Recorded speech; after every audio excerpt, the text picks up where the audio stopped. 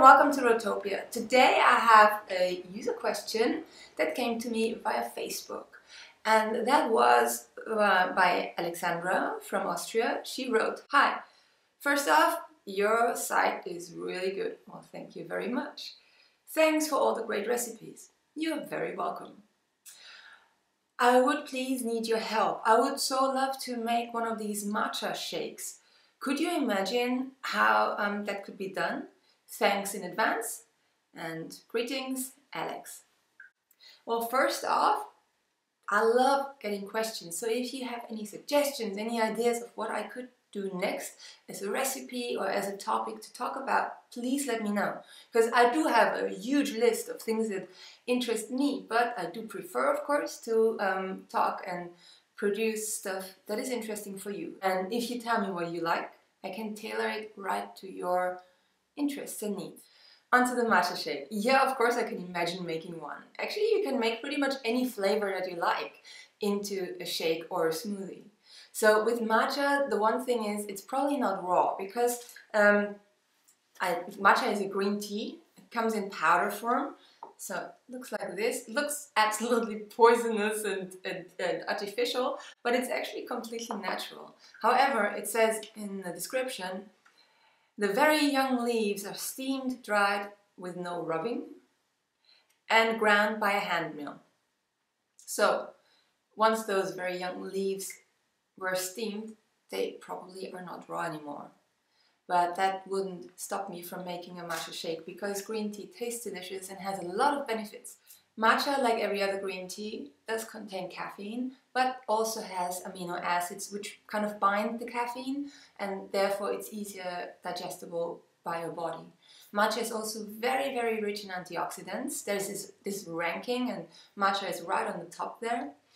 Matcha also contains a lot of nutrients. So it has amino acids, which means it does contain protein, like all leafy greens.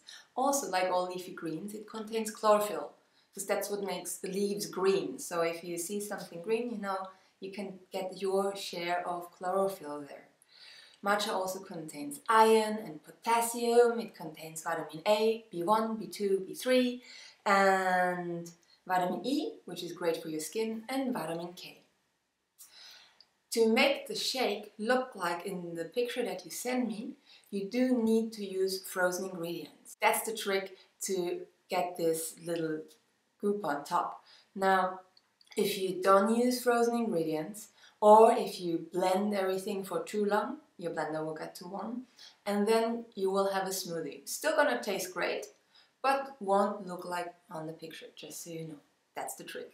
Alright, so my ingredients are, as I said, matcha powder, stevia to taste. You could also use any other sweetener of your choice, some almond milk, nice and cold out of the fridge, and frozen bananas. So here you can see how I freeze bananas. I peel them and then break them into pieces, for the reason being that if you freeze them as a whole, you won't be able to get them out of your skin, and if you then wait until they're defrosted, it's very, very mushy and quite disgusting in my opinion.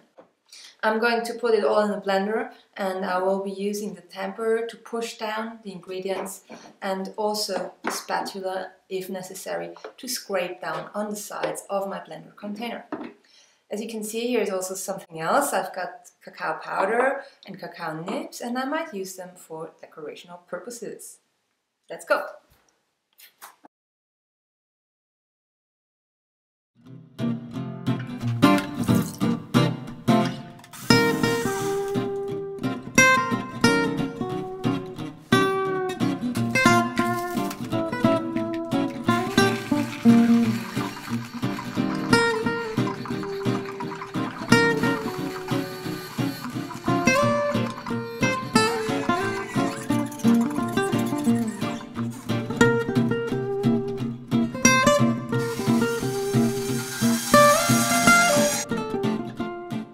Alright, so this is my ready smoothie. I took a few photos and now it's already melting away. So as you can see, it's, and yes, I tasted it already, and I will taste it again many, many times. It's delicious. This one tastes a bit of banana, obviously, because I used only bananas. So if you're like me and you don't like that flavor really, you could also use avocado. Now if you freeze avocado, please also peel them and stone them first, because if you don't, you won't be able to use them because everything holds really firmly together when they're frozen. Also, what you could do, you could take your almond milk, pour it into ice cube trays, freeze it, so then you also always have frozen almond milk readily available, and you wouldn't have to use all the other ingredients in frozen form. Now, if you happen to make this smoothie and you realize, oh, it's getting too liquidy, just add something more frozen, like more frozen banana or another ice cube, and it will firm up again. If you like this recipe, let me know by hitting the like button. And if you want to do me the hugest of all favors, please share this clip with all your family and friends on Facebook, Twitter, email, and so on and so forth. If you want to see more of my videos, subscribe to my channel. And if you want to get content that I actually only share in my emails, then come on over to rohtopia.com and sign up for my newsletter. I hope you enjoyed this clip. Thank you so much for watching. I wish you a wonderful day, and I'll see you again next time at Rohtopia. Bye.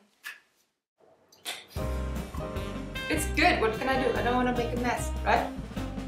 Good excuse.